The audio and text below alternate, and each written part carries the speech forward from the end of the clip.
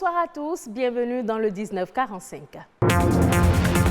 Il est désormais fait obligation à tout voyageur à destination du Bénin de se faire dépister systématiquement au Covid-19.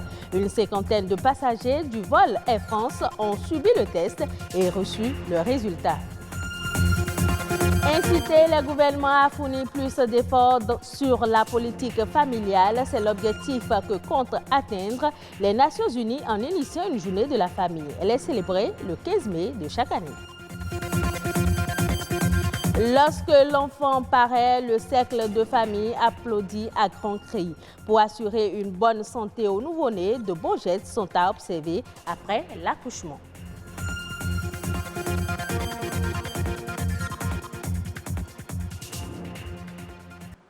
Le dépistage est désormais obligatoire au Bénin pour tout voyageur à destination du pays. Dans la soirée du mercredi, une cinquantaine de passagers du vol Air France arrivés sur le sol béninois ont été soumis à des tests de diagnostic rapide TDR et PCR. Des tests qui doivent être payés à 100 000 francs CFA par chacun d'eux avant embarquement. Une équipe de notre rédaction s'est rendue sur les lieux de délivrance des résultats des 10 tests. Suivant le reportage. Dans ce hall du Palais des Congrès, des passagers qui attendent patiemment leur tour pour retirer les résultats des tests PCR effectués la veille à leur descente d'Avignon. Ces 3 Français devaient être à Cotonou depuis près de 3 mois pour raisons professionnelles. Ils quittent enfin leur pays après environ 2 mois de confinement. Pour eux, faire un test est tout un bonheur. C'est tout à fait normal par rapport à chez nous en France, qu'on n'a même pas été dépisté. On a été confinés pendant 2 mois, pratiquement, parce qu'on devait se déplacer le 9.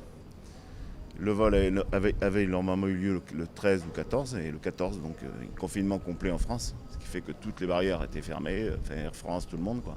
Le déplacement a pu être fait hier par rapport au déconfinement de lundi de chez nous. Ici, là, on vient ici pour récupérer nos tests. Là, pour l'instant, nos tests sont bons. Ils sont fixés sur leur statut sérologique en 12 heures plutôt que 48 comme annoncé préalablement. Pour des tests de diagnostic rapide TDR et l'examen PCR, il a fallu que chaque passager paie 100 000 francs CFA avant embarquement. Moi, j'ai quitté le Brésil le lundi. J'étais au courant de rien. Je suis arrivée à São Paulo le mardi. J'ai reçu seulement le message concernant la quarantaine que les étrangers vont payer, mais les Béninois ne vont pas payer. Et je viens en France hier matin et c'est pour l'embarquement qu'on me dit où sont les 150 € ou les $200. Moi, je dis, je suis béninoise, donc je n'ai pas besoin de payer. Elle a dit oui, pour faire le test, vous devez payer. Donc c'est un autre monsieur qui voulait aussi embarquer. C'est lui qui m'a prêté de l'argent et je lui ai fait mobile money aujourd'hui. Imaginez quelqu'un qui n'avait pas 500 000, la personne n'allait pas embarquer et j'allais rester en France, alors qu'il y a un seul vol par semaine. J'ai été révoltée contre ça. Là. Des impressions comme celle-ci fourmillent au sein des passagers, mais pour d'autres, rien ne vaut la vie et la liberté. Moi, je parle santé, je ne parle pas économie. Je trouve que si on nous fait faire des tests, c'est une bonne chose, vous savez où vous en êtes. La santé avant tout, après les 100 000, je laisse les politiques gérer. Le fait de savoir où j'en suis, comme ça je peux ne pas contaminer les gens, c'est une bonne chose. Il faut faire contre mauvaise fortune bon gré. C'est déjà assez compliqué de faire 2 mois de confinement ailleurs, de revenir encore au pays, d'être confiné pendant 2 mois. Quand on donne la possibilité de l'éviter, on ne peut que dire merci. D'après le ministre de la Santé, les 100 000 francs sont payés pour 4 tests, puisque dans 2 semaines, les passagers doivent revenir pour 2 autres examens avant de retirer leur passeport. En cas de test positif, le traitement est gratuit. Tous les frais sont pris en charge par le gouvernement. La Journée internationale des familles a été décrétée par les Nations Unies et est célébrée le 15 mai de chaque année. C'est une occasion pour mieux faire comprendre les problèmes que connaissent les familles et stimuler les initiatives appropriées. Cette année, elle sera célébrée autour du thème « La diversité familiale à l'école ». Une célébration qui dénote de l'importance de la famille, cellule de base de la société. Plus de détails dans ce commentaire de Aurélie Soto. La famille, cellule de base de la société, a un rôle important à jouer dans la santé et le bien-être des enfants. Du point de vue éducatif, elle est reconnue comme un facteur déterminant, non seulement l'identité de l'individu, mais aussi le fondement de sa vision. L'importance des relations famille-école n'est donc plus à démontrer. Cette problématique établit le rapport entre l'école et les parents, porteurs de cultures différentes de celles qui inspirent la forme scolaire à laquelle leurs enfants sont confrontés. Dans ce contexte, renvoyant à différentes conceptions de la mission de l'école et différentes visions des gens venus d'ailleurs, il est impérieux pour la famille et l'école de construire des relations fortes. Contrairement à ce que l'on pense, l'école n'est pas l'unique responsable de la réussite ou de l'échec scolaire de l'enfant. L'attitude de la famille, notamment celle des parents, est un facteur clé du bon déroulement de la scolarité de l'élève. Divers éléments entrent en compte dans la mesure de l'accompagnement de la scolarité de l'enfant, notamment le soutien affectif, la communication avec les enseignants, la communication avec l'école, la communication avec l'enfant et les interactions basées sur le travail à l'école. C'est donc à juste titre que le thème de la 25e Journée internationale des familles, célébrée ce 15 mai, porte sur la diversité familiale à l'école. Une manière d'attirer l'attention sur l'influence de l'encadrement, de l'engagement et de l'encouragement à l'autonomie de la famille sur la réussite scolaire de l'élève. Une édition qui survient pendant l'une des pires crises sanitaires et sociales à l'échelle mondiale. La pandémie de la COVID-19 met encore plus en évidence l'importance d'investir dans les politiques sociales, protégeant les personnes et les familles les plus vulnérables. L'arrivée d'un nouveau-né est un événement particulier dans la vie d'un couple.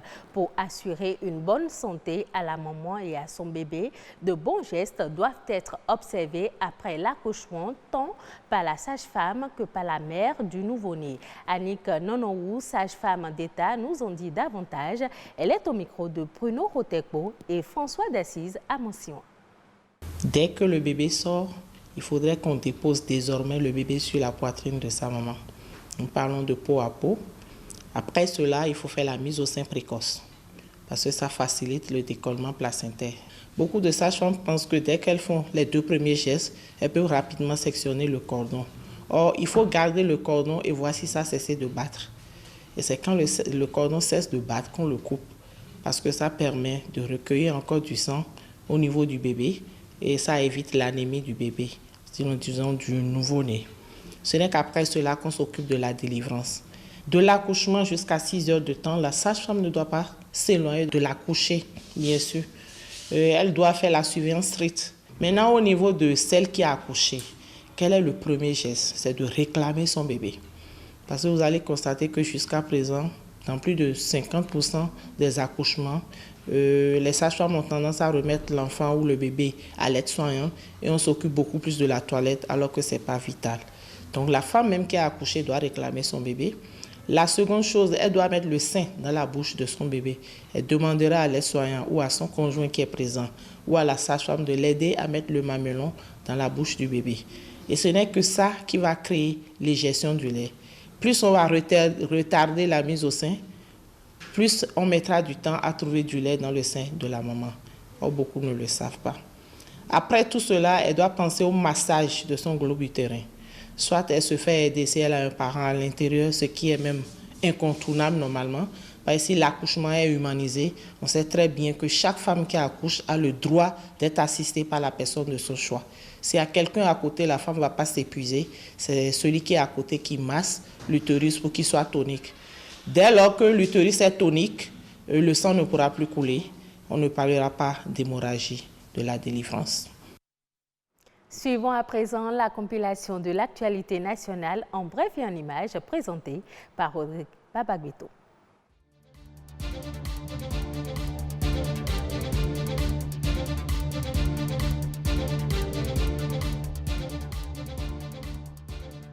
Va-t-on vers une ouverture des lieux de culte au Bénin? Les leaders religieux insistent unanimement sur le besoin de la reprise des activités cultuelles dans les lieux d'adoration. Une réunion s'est tenue jeudi à la salle de conférence du ministère de la Santé publique sur demande conjointe des confessions religieuses.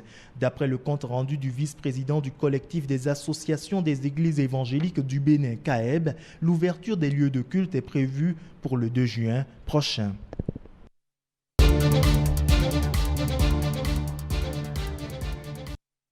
Plus de factures impayées pour certaines écoles au Bénin après l'obligation du port de masque dans les écoles publiques pour contrer la pandémie de la Covid-19 en cette reprise des cours. Le gouvernement prend des mesures urgentes pour l'accès de ces écoles à l'eau potable.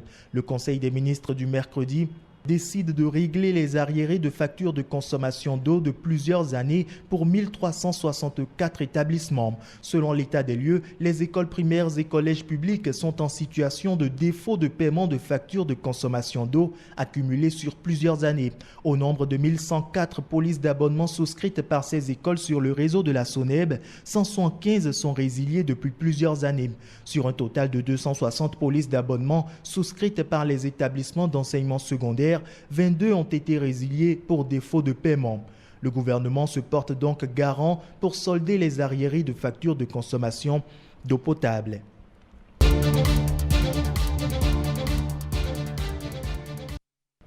C'est une bonne nouvelle pour les acteurs de l'industrie du livre au Bénin. Le secteur connaîtra un coup d'accélérateur pour sa croissance. Dans le but de le redynamiser, une séance d'échange s'est tenue entre les acteurs du livre et les cadres du ministère de la Culture. Une séance qui a pour objectif de présenter les modes de professionnalisation des métiers de libraire et d'éditeur de livres, ainsi qu'un projet d'arrêté ministériel qui verra bientôt le jour. C'est donc une nouvelle ère qui s'apprête à se lever pour libraires et éditeurs.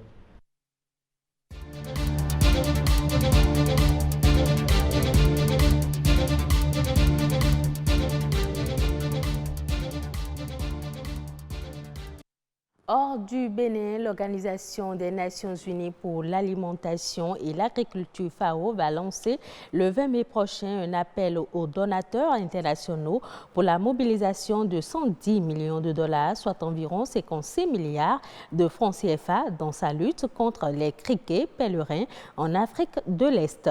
L'enveloppe devrait permettre d'enrayer la propagation des criquets d'ici juin, une période critique où la récolte se prépare dans de nombreux pays de la zone. Globalement, d'après la FAO, 130 millions de dollars, soit environ 66 milliards de francs CFA, ont été reçus depuis le premier appel lancé en janvier dernier.